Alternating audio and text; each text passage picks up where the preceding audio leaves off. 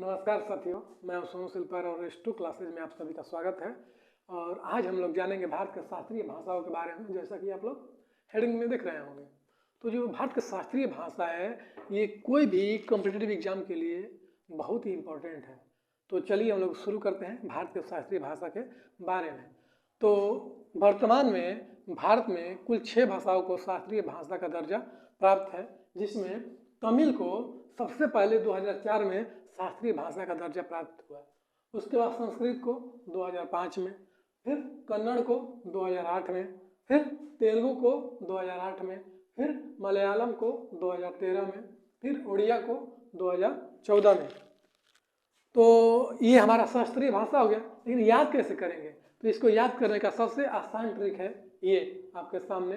जिस चीज़ का ट्रिक है कि 30 तो कमाओ शास्त्री जी, 30 तो कमाओ शास्त्री जी, जिसमें त का मतलब क्या होता है? तो त का मतलब होता है तमिल। तमिल। स का मतलब क्या होता है? तो स का मतलब हो जाएगा संस्कृत। तो का मतलब तेलुगु। तो का मतलब तेलुगु। और क का मतलब कन्नड़। क का मतलब कन्नड़। और म का मतलब मलयालम। म का मतलब होता है मलयालम। और ओ का मतलब होता है उड़िया। ओ का मतलब उड़िया। ठीक। और शास्त्री जी का मतलब शास्त्रीय भाषा। शास्त्री जी का मतलब शास्त्रीय भाषा। ठीक है। अब ये देखिए, ये तो इसका ट्रिक हो गया। लेकिन मान लीजिए 6 जो शास्त्रीय भाषा है इसे किस किस राज्य में बोला जाता है? तो सबसे पहले हम तमिल को देखेंगे। तो तमिल को किस राज्य में बोला जाता है? तो तमिल को तमिलनाडु में बोला जाता है। तमिल को तमिलनाडु में बोला जाता है। और संस्कृत, तो संस्कृत जो है ये हमारा उत्तराखंड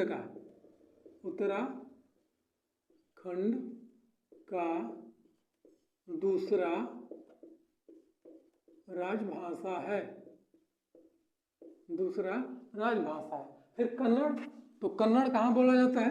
तो कन्नड़ बोला जाता है कर्नाटक में। कहाँ पे? कर्नाटक में। फिर आ गया तेलुगु, तो तेलुगु कहाँ पे बोला जाता है? तो तेलुगु बोला जाता है आंध्र प्रदेश में। तेलुगु जो है कहाँ बोला जाता है? तो आंध्र प्रदेश में। और तेलंगाना में। और तेलंगाना में, जो कि जानते हैं आप लोग, पहले ये जब आंध्र प्रदेश और तेलंगाना जब कब अलग हो गया, तो इसके वजह से मतलब आंध्र प्रदेश में भी बोला जाता है और तेलंगाना में भी बोला जाता है। इसके बाद मलयालम, तो मलयालम जो है ये केरल में बोला जाता है। उसके बाद उड़िया, तो उड़िया जो है ये उड़ीसा में बोला जाता है। ठीक। अब देखिए, तो ये तो इसका राज्य होगा कि किस किस राज्य में बोला जाता है। तो इसमें भी एक क्वेश्चन बनता है कि हमारा भारत का सबसे पुराना शास्त्रीय भाषा कौन है?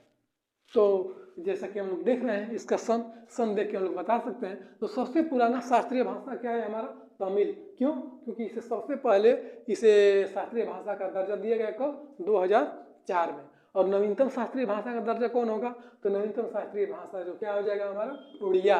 क्यों? क्योंकि 2014 में ये इसे दिया गया और इसके बाद अभी कोई नहीं दिया गया, इसलिए ये नवीनतम है। ठीक है। अब देखिए, ये जो शास्त्रीय भाषा है इसे किसके द्वारा पारित किया जाता है? मतलब किस मंत्रालय के द्वारा दिया जाता है? तो शास्त्रीय भाषा का जो दर्जा है ये भारत के संस्कृति मंत्रालय के द्वारा दिया जाता है। ठीक है। तो आई होप कि आप लोगों को ये ट्रिक अच्छा लगा होगा और ये टॉपिक भी अच्छा लगा होगा।